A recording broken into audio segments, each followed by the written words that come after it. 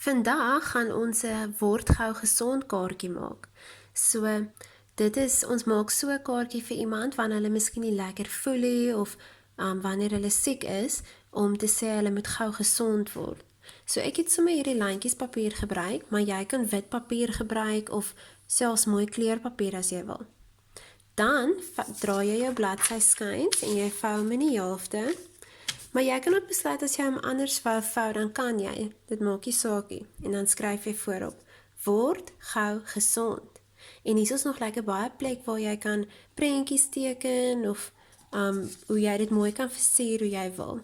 En jy kan ook die woorde skryf soos wat jy wil. Jy hoef hulle nie op die manier te skryf wat ons hulle in die klas skryf. As jy dit op 'n snaakse manier wil skryf of lekker dik letters wil maak, dan mag jy.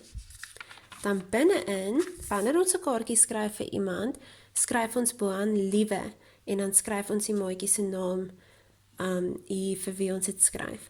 Of as jy vir mamma 'n briefie maak, skryf jy liewe mamma. Of as jy vir oupa 'n briefie maak, skryf jy liewe oupa.